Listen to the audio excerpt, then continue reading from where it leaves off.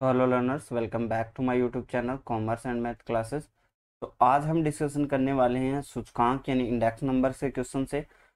आपको पता है कि इंडेक्स नंबर से डेफिनेटली क्वेश्चंस आते हैं, 2 से 3 क्वेश्चन या फिर 4 से 5 क्वेश्चन भी आ जाते हैं कभी कभी। तो इससे रिलेटेड आपको हर एक क्वेश्चंस आपको कवर करके जाना है। मैंने काफ़ी सारे क्वेश्चंस डाले हुए हैं ग्रुप के अंदर, और ये जो बुक्स है इससे भी मैं क्वेश्चन डाल रहा हूँ। और काफ़ी सारे स्टूडेंट ने मैसेज किया कि इंग्लिश वालों के लिए क्या, तो इंग्लिश वालों के लिए मैंने टाइम सीरीज के 90 क्वेश्चंस मैं अलग से डाल रहा हूँ। वो आप उनकी प्रैक्टिस कर सकते हो, वहाँ से आपका टाइम सीरीज पूरा कंप्लीट हो जाएगा। अभी मैं स्टार्ट करता हूँ इस वीडियो को। अगर आपको टारगेट ग्रुप ज्वाइन करना है तो नीचे डिस्क्रिप्शन में लिंक मिल जाएगा। अगर आपको क्वेश्चन आपके पास नहीं है तो आपको डिस्क्रिप्शन में लिंक मिल जाएगा। जो इंग्लिश वाले स्टूडेंट हैं वो टारगेट ग्रुप ज्वाइन कर सकते हैं, या फिर इंग्लिश के जो 750 एमसीक्यूज है वो भी ले सकते हैं। बट उसमें टारगेट ग्रुप के अंदर भी आपको बहुत सारे क्वेश्चंस आपको मिलेंगे। चलिए शुरू करते हैं। सूचकांक में क्या किया जाता है? तो सूचकांक में बेसिकली हम जो पीछे की ईयर्स होती है उसके हिसाब से, उसके आधार पर हम क्या करते हैं, चालू वर्ष की तुलना करते हैं कि अभी क्या है और कितना है। जैसे हम मान लीजिए कि 2011 2014-15 के अंदर कोई वस्तु का जो मूल्य था वो 225 रुपये था। तो उसको हम 100 मान के आज उस वस्तु का मूल्य कितना है, जैसे आज उस वस्तु का मूल्य 450 रुपये है, तो हम आज उसके हिसाब से उसकी तुलना करते हैं कि कितना ये चेंजेज हुआ है उसके अंदर। ठीक है, तो ये आपका सेकंड ऑप्शन सही हो जाएगा। श्रृंखला मूल्य अनुपात, लिंक रिलेटिव्स। लिंक रिलेटिव्स कैसे निकालते हैं उसका फॉर्मूला पूछा है, तो बेसिकली ऐसे फॉर्मूले सभी को याद भी होने चाहिए। इसमें डायरेक्टली कुछ भी बड़ी चीज़ नहीं है, डायरेक्टली हम निकालते ही हैं चालू वर्ष का मूल्य बटे पिछले वर्ष का मूल्य इंटू 100, वही आपका क्या होता है, लिंक रिलेटिव होता है। ठीक है, नेक्स्ट क्वेश्चन देखिए। नेक्स्ट क्वेश्चन क्या कहता है, फीसर का आदर्श सूचकांक क्या है? तो फीसर का आदर्श सूचकांक हमें पता है एल गुणा पी का क्या होता है, गुणोत्तर माध्य इंटू 100 होता है। तो इस चीज को भी याद रखिए, और एल और पी को आपको आसानी से याद रखने के लिए एल है तो पहले आएगा, और पी है यानी पास से है तो उसका क्या है बाद में आता है। तो इसको सीधा सा सिंपल सा याद कर लीजिए कि आपका पहले क्या आता है, 10 आता है। ठीक है, दूसरे में 11, फिर यहाँ पे 00 और यहाँ पे 01, बस इसी तरह आपको याद रखना है। ठीक है, इसमें कोई भी मतलब ये आप ट्रिक मान सकते हो या फिर कैसे भी है, जैसे भी आपको याद करना है। तो यहाँ पे देख सकते हो 10 है, 11 है और 00 और 001 है। ठीक है, इंटू 100 आपको दे रखा है अलग से। फिशर का समीकरण अनुकूल है, तो सिर्फ फिशर का time reversal factor, time reversal और फैक्टर रिवर्सल दोनों टेस्ट के लिए जो है आपका इंपॉर्टेंट होता है। यहाँ पे ई आर दे रखा है, इसको एफ आर करना। ठीक है, दोनों के लिए इंपॉर्टेंट है। इसके लिए मैं अलग से आपको कुछ चीजें बता दूं कि आपके पास 4 प्रकार के टेस्ट होते हैं। एक तो टाइम रिवर्सल है, फैक्टर रिवर्सल है, और आपका सर्कुलर टेस्ट है, यूनिट टेस्ट है। अब इसके अंदर भी आपको अलग अलग फॉर्मूले याद करने होते हैं, बट इसमें कुछ चीजें आपको ये पता होनी चाहिए कि कौन सा किसको स्पेसिफाइड करेगा। जैसे अगर आप यूनिट टेस्ट की बात करते हो, यूनिट टेस्ट जो होता है वो सबको फॉलो करता है, सबको फॉलो करता है, लेकिन किसको फॉलो नहीं करता, ये सिर्फ आपका सिंपल एग्रीगेटिव मेथड है उसको आपको फॉलो नहीं करेगा। ये फॉलो नहीं करेगा, इस चीज का ध्यान रखना, इस चीज को फॉलो नहीं करेगा, बाकी सबको फॉलो करता है। ठीक है, अगर आप फैक्टर रिवर्सल टेस्ट की बात करोगे तो ये फीसर को करता है, ओनली किसको, फीसर को स्पेसिफाई करता है, बाकी को नहीं करता। ठीक है, बाकी को नहीं करता, ओनली इसको क्या करता है, स्पेसिफाई करता है। अगर इसी के अंदर आगे बढ़े तो हम बात करें कि सर्कुलर टेस्ट किसको फॉलो करता है। सर्कुलर टेस्ट करता है सिंपल एग्रीगेटिव, सिंपल एग्रीगेटिव और आपका केली का माप को। ठीक है, तो सबसे कम देखिए, ये इससे क्वेश्चन पूछा हुआ है 2018 संगणक के अंदर एग्जाम में पूछा था कि जो फीसर है, फीसर का जो सूचकांक है वो किस टेस्ट को स्पेसिफाई नहीं करता, तो सर्कुलर टेस्ट उसका आंसर था। इसमें आपको घुमा के भी पूछ सकता है कि कौन सा सर्कुलर टेस्ट है, कौन सा सूचकांक जो है इसको फॉलो करता है या फिर नहीं करता है। दोनों में आपको कैसा भी क्वेश्चन देखने को मिल सकता है। अगर हम तीसरे की बात करें तो ये सबसे ज़्यादा फॉलो करने वाला है, स्पेसिफाइड करता है टाइम रिवर्सल। तो इसमें एक तो सिंपल एग्रीगेटिव आता ही है। सिंपल एग्रीगेटिव आपका जो है ये आपका दो को करता है, एक तो आपका सर्कुलर टेस्ट हो गया और एक टाइम रिवर्सल हो गया। टाइम रिवर्सल में सिंपल एग्रीगेटिव है, ठीक है, केली का है और मार्शल एजवर्थ का है, फीसर का है। तो ये 4 को फॉलो करता है, इनको ध्यान रखना। और जबकि फीसर का जो है ये समय उत्क्रमता परीक्षण और तत्व उत्क्रमता परीक्षण दोनों को फॉलो करता है, इस चीज का भी ध्यान रखिएगा। ठीक है, तो यहाँ पे आपका क्या हो जाएगा, दोनों के लिए हो जाएगा। चक्रीय परीक्षण आधारित है। ये बेसिकली चक्रीय परीक्षण क्या है, समय उत्क्रमता परीक्षण पर ही आधारित होता है। कैसे आधारित होता है ये आप समझिए कि देखिए, जब भी आप बात करते हो फॉर्मूले की, तो टाइम रिवर्सल का क्या फॉर्मूला होता है। जब हम इसके परीक्षण की बात करते हैं तो ये क्या होता है कि आपका जो P01 है ये किसका व्युत्क्रम अनुपात होगा, P10 का, है ना। तो इसका और इनका मल्टीपल जो होगा वो 1 के बराबर होगा, P0 इंटू P10, ठीक है। यानी बेस ईयर का जो है, यानी जो आपका बेस ईयर है उससे फर्स्ट ईयर का जो आपका तुलनात्मक है, और जो फर्स्ट ईयर का है वो बेस ईयर से जो तुलनात्मक है, उनको अगर मल्टीप्लाई करोगे तो आपका इसका 1 आना चाहिए। जबकि सर्कुलर में आप बात करोगे तो इसमें हम 3 वर्षों का लेते हैं, 3 या 3 से अधिक ले सकते हैं। तो ये आपका कैसे बन जाएगा, ऐसे बन जाएगा, ठीक है। यानी आपका क्या है कि बेस ईयर से फर्स्ट ईयर, फर्स्ट ईयर से सेकंड ईयर, और सेकंड ईयर से बेस ईयर, इनका भी क्या आना चाहिए, 1 आना चाहिए। तो ये आपको समझ में आ गया, आई होप। ये समय उत्क्रमण परीक्षण पर आधारित होता है। नेक्स्ट क्वेश्चन देखिए, लास्पे का सूचकांक क्या होता है। तो मैंने पहले ही बताया कि L गुणा P होता है, LP। मैंने बताया कि आपका पहले 10 आता है, फिर 11 आता है, फिर 00 और फिर 01। तो ये वाला हमें पूछा है, लास्पे का पूछा है। तो 10 कहाँ पे आपको दिख रहा है, 10 है यहाँ पे भी 10 है, यहाँ पे 10 नहीं है। तो ये 2 तो ऑप्शन अपने आप में कट गए। फिर हम देखते हैं यहाँ पे नीचे 11 दे रखा है तो ये नहीं होगा, बाकी 00 दे रखा है, तो सेकंड ऑप्शन सही हो जाएगा। इसमें आपको ज़्यादा याद नहीं करना पड़ेगा। पासे की बात करें तो 1101 होता है। तो देखिए यहाँ पे 11 नहीं दे रखा, यहाँ पे 11 नहीं दे रखा, यहाँ पे 11 नहीं दे रखा, तो यही आपका एक ऑप्शन बचता है। तो आराम से कर जाओगे, इस क्वेश्चन में आपको रटना भी नहीं पड़ेगा। सूचकांक की गणना में आधार वर्ष का होना क्या है, सदैव आवश्यक है। आधार वर्ष के बिना हम गणना नहीं कर सकते सूचकांक में। चक्रीय परीक्षण के लिए कौन सा कथन सत्य है।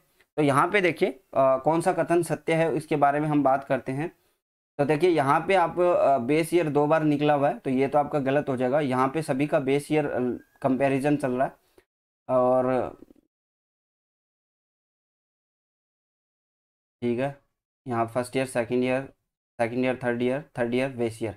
तो ये आपका सही हो जाएगा सेकंड ऑप्शन, ठीक है। नेक्स्ट क्वेश्चन देखिए, तत्व उत्क्रमणता परीक्षण के अनुसार। अच्छा, एक बात, मैंने 2 चीजों का आपका फॉर्मूला बताया, आपको फैक्टर रिवर्सल का नहीं बताया था।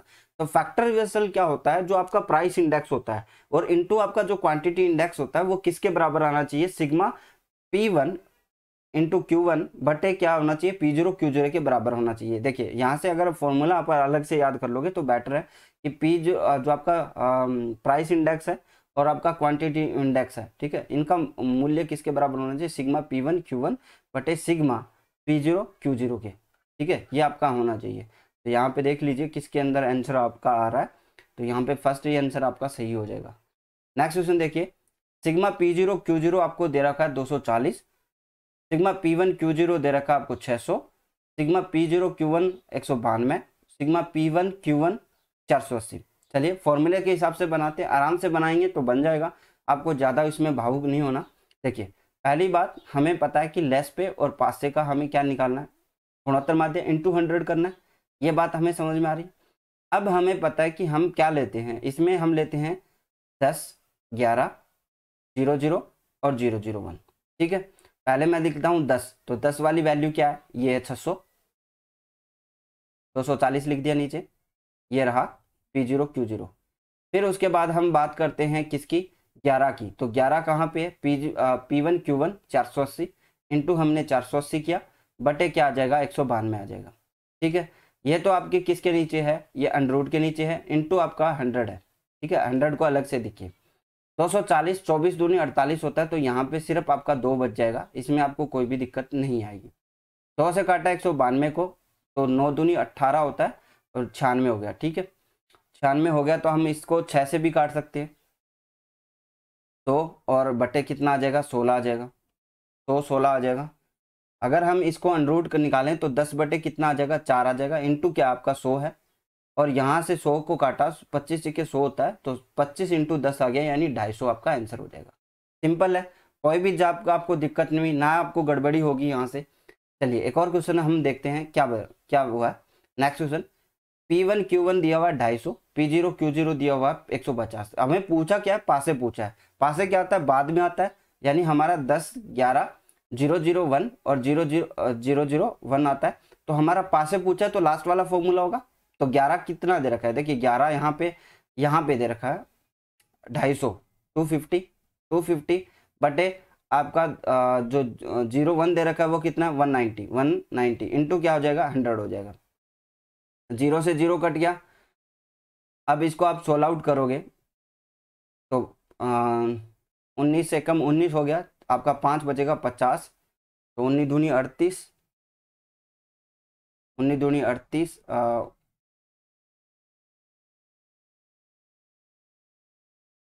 इसमें देखिए आपका कितना है, 250 बटे आपका 190 है, इंटू आपको 100 करना है। तो इसको आप सोल्व करिए। 19, इसको 20 मान लें हम, 20 मान लें तो ये 2 रह जाएगा, और 25 को 125 को आधा करेंगे तो हमारा कितना आ जाएगा। ठीक है, इसको आप सोल्व आउट कर लेना, बाकी कैलकुलेट करना पड़ेगा, अभी हमारे पास कैलकुलेटर नहीं है। समय उत्तमता परीक्षण के अनुसार क्या होगा, तो इसका फॉर्मूला मैंने भी पहले ही बताया था आपको कि इसका जो व्युत्क्रम होता है वो किसके बराबर होना चाहिए। आपका जो ये रहा, यहीं पे यही फॉर्मूला मैंने आप लोगों को बताया था। आई होप आपको यहाँ पे देखिए, यहाँ पे ही बताया था मैंने आपको, ये फॉर्मूला ये रहा, यही सेम आपको फॉर्मूला याद रखना है। देखिए P01 ये व्युत्क्रम अनुपात होगा जब आप किसके कंपैरिजन करोगे आप फर्स्ट ईयर से बेस ईयर का। ठीक है, ये इनका आपस में क्या होना चाहिए, एक आना चाहिए इसका वैल्यू। ठीक है, नेक्स्ट क्वेश्चन देखिए, चक्रीय परीक्षण यानी सर्कुलर टेस्ट को पूरा कौन कौन पूरा करता है। देखिए अब यहाँ पे देखिए, पास से, लेस पे और फीसर का आदर्श सूचकांक दे रखा है, जबकि यहाँ पे आंसर आएगा कोई नहीं। एक चीज मैं बता दूं, चक्रीय परीक्षण सिर्फ दो को फॉलो करता है, सिंपल एग्रीगेटिव और केली को। आपको ये जरूर देगा कि फीसर चक्रीय परीक्षण किसको पूरा करता है या फिर नहीं करता, इसमें आपको कंफ्यूजन रहता है। सर्कुलर टेस्ट का आपका संगणक के अंदर भी इसका क्वेश्चन पूछा हुआ है 2018 के अंदर। निम्नलिखित अवलोकन कीजिए, परिवर्तन का सापेक्ष मास, प्रतिशतों का माध्य, तुलना तुलना का अधिकार, व्यापकता, सूचकांक की विशेषताएं कौन सी है, तो सभी विशेषताएं हैं, तो आपका फोर्थ आंसर सही हो जाएगा।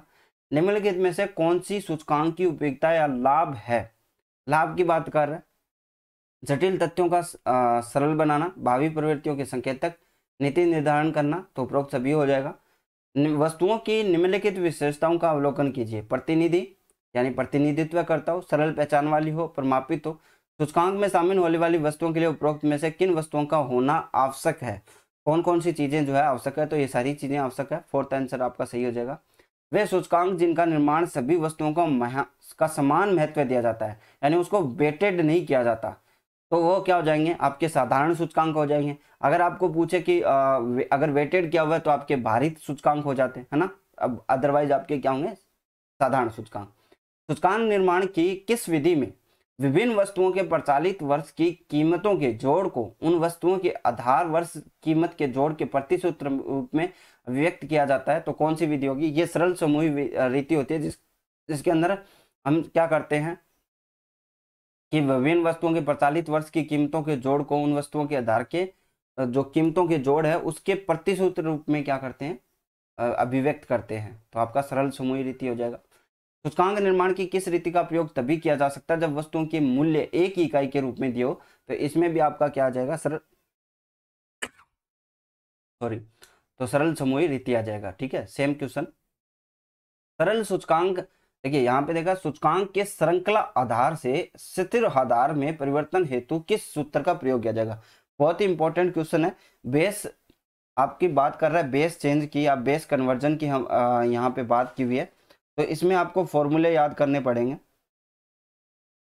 ठीक है, तो एक तो होता है बेस शिफ्टिंग, एक होता है बेस कन्वर्जन। हम यहाँ पे क्या कर रहे हैं कि श्रृंखला आधार से स्थिर आधार में परिवर्तन कर रहे हैं, श्रृंखला आधार से हम क्या कर रहे हैं, स्थिर आधार में परिवर्तन कर रहे हैं, तो इसका फॉर्मूला क्या हो जाएगा।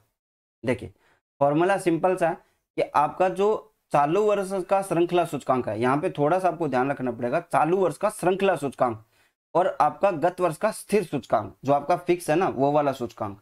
ठीक है, दोनों का आपका क्या करना है, इंटू करना है, और भाग में क्या हो जाएगा, 100 हो जाएगा। आप आई होप आपको यहाँ पे कोई दिक्कत नहीं है। स्थिर आधार से श्रृंखला आधार का हो गया। बेस कन्वर्जन के अंदर आप एक दो चीजें करते हो, एक तो करते हो कि स्थिर श्रृंखला आधार से स्थिर में, जैसा कि यहाँ पे दिया हुआ है, श्रृंखला आधार से आपने क्या किया है, देखिए यहाँ पे हमने क्या किया, श्रृंखला आधार से स्थिर आधार में। तो इसका तो सिंपल हो गया कि करंट ईयर्स का जो चेन बेस इंडेक्स नंबर है, करंट ईयर का क्या है, chain base index number year है, और इनटू हमने क्या कर दिया, जो प्रीवियस ईयर का है फिक्स बेस इंडेक्स नंबर। समझ रहे हो आप कि करंट ईयर का जो है, यहाँ पे मैं लिख दे रहा हूँ, करंट ईयर का chain base index number, chain base index number, दोनों ही चीजें आपको ध्यान रखनी है क्योंकि कंफ्यूजन बहुत हो जाता है इसके अंदर। नंबर इनटू आप क्या किया है, प्रीवियस ईयर का आपने क्या किया है, फिक्स बेस इंडेक्स नंबर। ठीक है, इनको मल्टीपल किया, बटे 100 लिख दिया। ये तो आपका हो गया श्रृंखला से स्थिर आधार में आपको अगर बेस कन्वर्जन करना है। अगर आपको स्थिर आधार से श्रृंखला आधार में करना है, यानी उल्टा करना है, रिवर्स करना है इसका, कि स्थिर आधार से हम श्रृंखला आधार में कर रहे हैं, तो इसका क्या होगा, देखिए दोनों ही क्वेश्चन आप एक साथ समझोगे तो समझ में आएगा कि करंट ईयर का फिक्स बेस इंडेक्स नंबर, और इसमें मल्टीप्लाई है, इसमें होगा डिवाइड, क्या होगा, प्रीवियस ईयर का फिक्स इंडेक्स, ठीक है, इनटू 100 हो जाएगा। दोनों ही फॉर्मूले आपको याद करने हैं। ठीक है, आई होप आपको इसमें कोई दिक्कत नहीं है। नेक्स्ट क्वेश्चन देखिए, निम्न सूत्र का अवलोकन कीजिए, नए आधार वाला सूचकांक इनटू चालू वर्ष का पुराना सूचकांक बटे नए आधार वर्ष का पुराना सूचकांक इनटू 100। तो उपयुक्त किस प्रक्रिया में प्रयुक्त होता है, तो ये किसका फॉर्मूला है, बेसिकली ये पूछा है। तो ये है आपका आधार वर्ष परिवर्तन का, बेस चेंज का, बेस शिफ्टिंग का।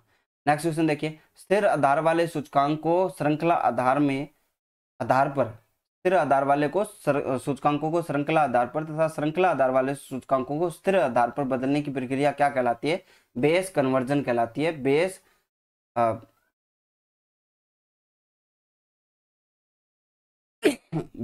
कन्वर्जन कहलाती है। नेक्स्ट क्वेश्चन देखिए, निम्नलिखित में से सूचकांक के बारे में क्या सत्य है, ये सापेक्ष परिवर्तनों की अनुमान मात्र है, ये गुणात्मक परिवर्तनों की उपेक्षा करते हैं, इसमें प्रतिदश के कारण अत्यधिक शुद्धता की कमी रहती है। तो आपके ये चारों ऑप्शन ठीक है, आपका क्या हो जाएगा, उपरोक्त सभी हो जाएगा। मूल्य सूचकांक की रचना करते समय निम्न में से किस समस्या का समाधान करना पड़ता है, सूचकांक का उद्देश्य, पदों का चुनाव, मूल्य उद्धरण। तो ये उपयुक्त सभी हो जाएगा, यहाँ पे आपको कोई दिक्कत नहीं है।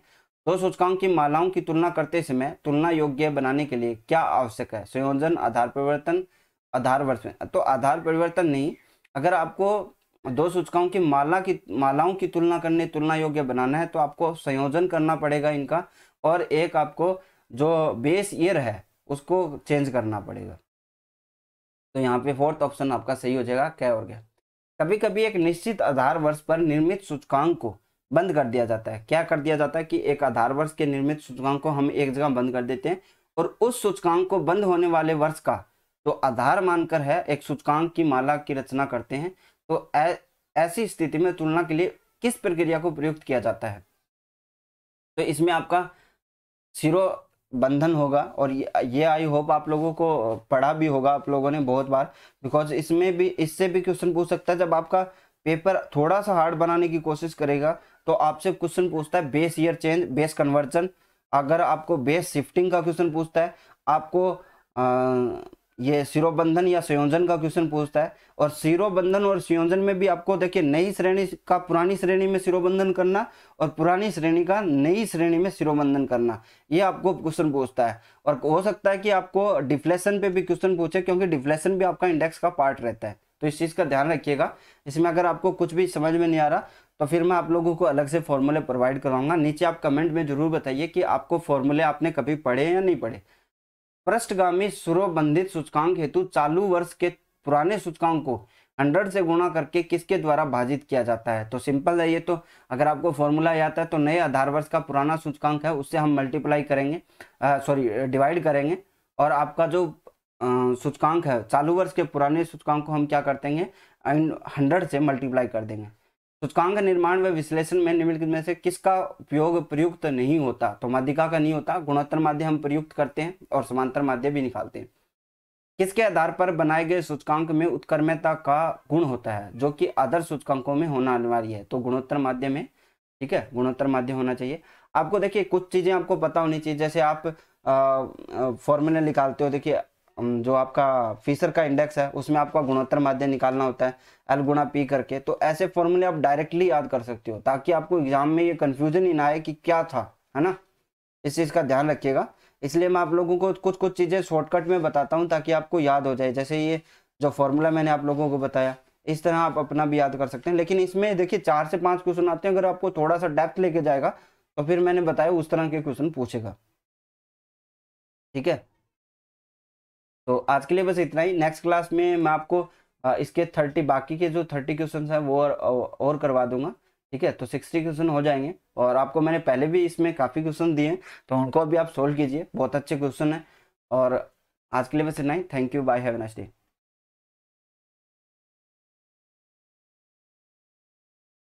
तो hello learners, welcome back to my YouTube channel commerce and math classes. तो लास्ट क्लास के अंदर हमने 30 क्वेश्चन डिस्कशन कर लिए थे इंडेक्स नंबर से रिलेटेड, और आज के जो क्वेश्चन है वो बहुत इंपॉर्टेंट होने वाले हैं। मैंने आप लोगों को इंग्लिश के जो 90 क्वेश्चन हैं टाइम सीरीज़ के वो मैंने अपलोड कर दिए हैं, तो आप उनको डाउनलोड कर सकते हैं टारगेट ग्रुप से। और टारगेट ग्रुप ज्वाइन करने की नीचे लिंक है, वहाँ से आपको मल्टीपल सब्जेक्ट के आपको एमसीक्यूज मिल जाएंगे और स्टैटिस्टिक्स के तो मिलेंगे ही मिलेंगे, ठीक है। तो वहाँ से आप डाउनलोड कर सकते हो। चलिए शुरू करते हैं हम आज की क्लास को। निम्न में से कौन सी मान्यता उपभोक्ता मूल्य सूचकांक बनाते समय ली जाती है? उपभोग की जाने वाली वस्तु आधार वर्ष व प्रचलित वर्ष में बिल्कुल समान है। देखिए यहाँ पे अब अगर हम कंज्यूमर प्राइस इंडेक्स का कंपैरिजन कर रहे हैं तो हमें पता होना चाहिए कि हम जो पहले यूज कर रहे थे वस्तु वो भी आज ही यूज कर रहे हैं, तभी हमें इसका कंपैरिजन कर पाते हैं। तो ये पहला ऑप्शन उसी के बारे में बोलता है कि आपकी जो उपभोग की जाने वाली वस्तु है वो आधार वर्ष और प्रचलित वर्ष में बिल्कुल समान है। विभिन्न स्थानों पर मूल्य समान है, जो आपके अलग अलग स्थान है जहाँ से आप वस्तुएं खरीदते हैं वहाँ पे मूल्य समान है। अगर मान लीजिए कि आज के टाइम में, नहीं पीछे की बात नहीं कर रहा मैं, आज के टाइम में कोई वस्तु 100 रुपये में मिल रही है यहाँ पे और 120 में मिल रही है थोड़े से आगे वाले स्थान पे, तो उसमें कंपैरिजन मुश्किल हो जाता है, ठीक है। तो सभी सामानों में समान होना चाहिए, या बनाते समय हम एज ए अजम्पशन मान लेते हैं। उपभोग की जाने वाली वस्तुओं की मात्रा आधार वर्ष व प्रचलित वर्ष के बिल्कुल समान होनी चाहिए। कि भाई हम कंपैरिजन कर रहे हैं तो हमें पता होना चाहिए कि 1 साल पहले हम 1 किलो यूज कर रहे थे, आज भी 1 किलो यूज कर रहे हैं। ऐसा नहीं हो कि कल हम 1 किलो यूज कर रहे थे, हम आधे किलो आज यूज कर रहे हैं, तो थोड़ा सा कंपैरिजन मुश्किल होता है। तो उपरोक्त सभी आपका हो जाएगा। नेक्स्ट क्वेश्चन, मुद्रा की क्रय शक्ति को निम्नलिखित में किसके द्वारा व्यक्त किया जा सकता है? तो मुद्रा की अगर आपको क्रय शक्ति यानी परचेजिंग पावर ऑफ मनी डालना है तो आपको 1/मटे कीमत सूचकांक यानी प्राइस इंडेक्स आपका डिवाइड करना पड़ेगा। सूचकांक के लिए फिशर का सूत्र लास्पे एवं पासे सूत्रों का क्या होता है? गुणोत्तर माध्य होता है। सारणी में प्रतिपादक और उसके जो सूचकांक सूत्र है उसका मिलान करना में, तो मैंने आप लोगों को बताया कि लेस्पे और पासे के लिए आपको सीधा सा रखना है, ये याद रखना है 10-11, क्योंकि अल पहले आता है तो उस तरह आप अगर 10-11 बटे 0-0 और 0-1, बस यही आपको फॉर्मूला याद रखना है। तो लास्पे के लिए हम 10 ढूंढेंगे, यहाँ पे 11 है तो ये 10 हो गया, तो ये ए वाला 2 के सामने मिलेगा। ए वाला 2 के सामने है तो ये 2 ऑप्शन अपने आप में कट जाएंगे और ये 2 ऑप्शन बचेंगे। पासे के लिए 11 तो ये वाला है, तो बी के अंदर 1 आना चाहिए, तो ये ऑप्शन भी कट जाएगा क्योंकि यहाँ पे 3 दे रखा है, तो 1 वाला 4th ऑप्शन सही हो जाएगा। कैली के अंदर सिग्मा, ये आप वैसे भी आ सकते हो, P1 QS होगा यहाँ पे और P0 QS होगा। QS का मतलब यहाँ पे क्या है? प्रमाणित भार से है, ठीक है। नेक्स्ट क्वेश्चन देखिए, सूचकांक के सूत्र का अवलोकन कीजिए। P यहाँ पे देखिए P1 सिग्मा P1 कीजिए, यहाँ पे P1 और Q0 होगा, और P1 Q1 और P0 Q0 और P0 Q1। तो बेसिकली L प्लस P जो होता है वो आपका मार्शल एजवर्थ का फॉर्मूला होता है, और वही यहाँ पे दे रखा है, इंटू 100 करना होता है आपको। देखिए लेस्पे का ऊपर वाला देखिए 10 + 11 और नीचे वो 0-0 था और 0-1, ये आप जोड़ रहे हो तो आपका क्या बन रहा है?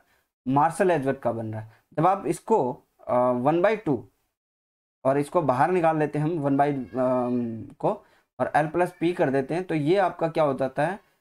डॉर्बिश और बाउले का सूत्र बन जाता है, ठीक है। इसका भी आप लोग ध्यान रखोगे।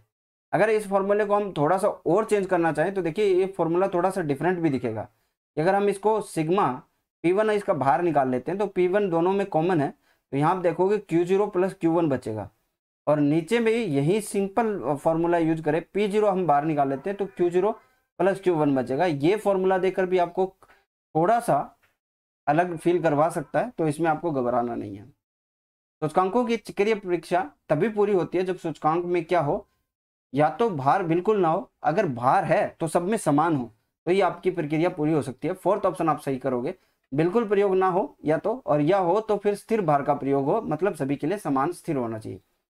यदि मूल्य स्तर किसी आधार वर्ष की तुलना में चालू वर्ष में 25% बढ़ाता है तो रुपए की क्रय शक्ति कितनी रह जाती है। कि इसका सिंपल सा मीन मैं आपको समझाता हूँ। मान लीजिए कि मैं 100 रुपए में 2010 के अंदर 100 रुपए में कोई वस्तु खरीद पा रहा था, जबकि अब वो मैं वही सेम वस्तु खरीदता हूं तो मेरे पास 125 रुपए लगते हैं, जिससे इसने बताया कि 125% बढ़ाता है। ठीक है, अब ये सोचिए कि क्या हुआ कि हमें वही वस्तु सेम वस्तु 125 रुपए में पड़ रही है।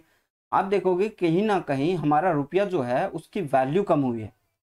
ठीक है, जैसे हम 100 रुपए में पहले, अब जैसे कुछ लोग पहले बोलते थे ना कि हमारे हमारे टाइम में तो इतने रुपए में इतना आ जाता था, तो उस टाइम रुपये की वैल्यू ज़्यादा मजबूत थी। आज आप देख रहे हो कि रुपये की वैल्यू डाउन हो गई है। आप ये समझो कि 125 रुपए की चीज़, 100 रुपए वाली चीज़ का 125 चुका रहे हैं, तो यानी वो रुपया कितने के बराबर पड़ा है, वो 1 रुपया कितने पैसे के बराबर हो गया है। तो आपको सीधा है कि हमारा जो 100 रुपए था अभी वो 125 में पड़ रहा है। अब 25 से काटेंगे, 25 पाँच 100 और 25 चौके 100, 25 पाँच 125, 25 चौके 100, 4/5 यानी 0.80 आ गया।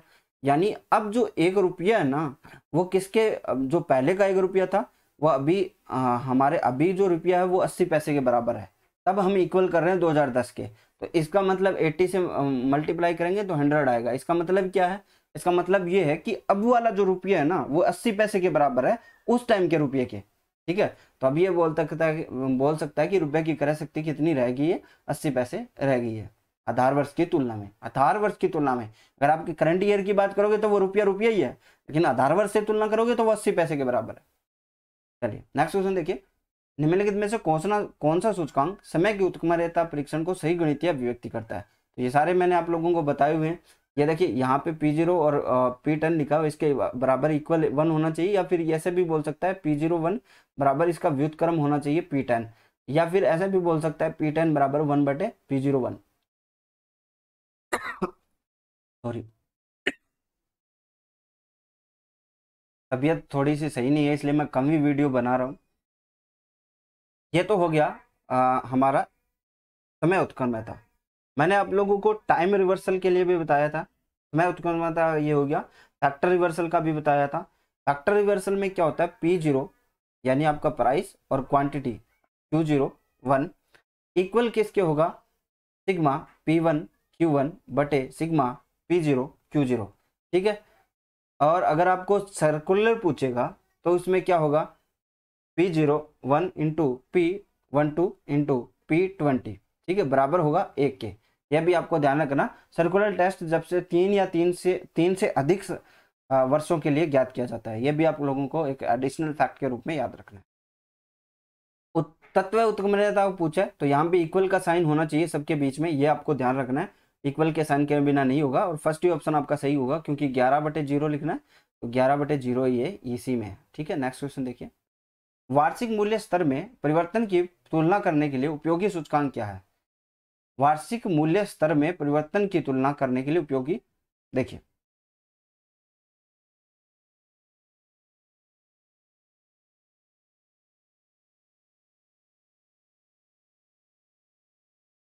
देखिए इसमें क्या होगा, ये वैसे तो आउट ऑफ सिलेबस सा हो जाता है आपके लिए। इसका EBI होता है, इकोनॉमिक ब्रीडिंग इंडेक्स। ये बेसिकली जो आयरलैंड वगैरह या जो विदेशी जगहों पे यूज की जाती है, अपने जो फार्मर्स हैं उनका जो है इकोनॉमिक प्रॉफिट बढ़ाने के लिए।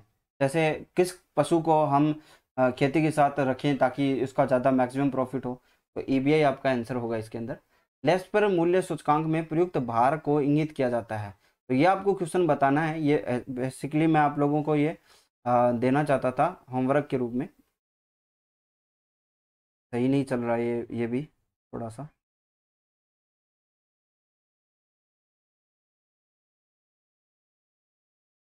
तो इसमें आपको क्या बताना है, ओहो देखिए इसमें आपको क्या बताना है, इसमें यह बताना है कि लेस्प्रे में मूल्य सूचकांक को प्रयुक्त भार का इंगित किस में किया जाता है। तो एक तो ये क्वेश्चन आपको कमेंट में बताना है 41 को किससे इंगित किया जाता है। अब 41 ऐसे पहले लिखोगे 41 फिर डैश, फिर आपको बताना है कि यहाँ पे क्या ऑप्शन आएगा, ठीक है। और ऐसे ही आपको 51 में बताना है, इसमें मात्रा सूचकांक है, उसमें मूल्य सूचकांक है और प्रयुक्त भार को इंगित किया जाता है, तो ये सेम बताना है 41 और 42। नेक्स्ट क्वेश्चन देखिए, लेस्पे एवं पासे के सूचकांक का गुणोत्तर माध्य क्या होता है? फिशर का आदर्श सूचकांक होता है, ठीक है। भारित समूह सूचकांक सूत्र में आधार वर्ष की मात्रा को भार दिया जाता है जो कहलाता है क्या? लेस्पे मूल्य प्रतिशत कहलाता है। डॉर्बिस और बावले का सूचकांक है, यहाँ पे आपको एक सीरीज दी होनी चाहिए थी, बेसिकली टेबल नहीं दी हुई। 45 और 46 दोनों क्वेश्चन को आपको एक बार छोड़ दो, मैं आपको एक टेबल अलग से प्रोवाइड करूंगा या ग्रुप में डाल दूंगा, तो उसको सॉल्यूशन आपको कर लेना है। आधार वर्ष से तात्पर्य क्या है? संदर्भ उस वर्ष से कि जिस सूचकांक के लिए हम परिवर्तन को मापा जा रहा है। जैसे हमें आज के लिए हमारा जो सूचकांक है 2014-15 है, उसके हिसाब से हम कंपैरिजन करते हैं आज का, ठीक है। तो वही आपका आधार वर्ष होगा कि किससे कंपैरिजन कर रहे हैं।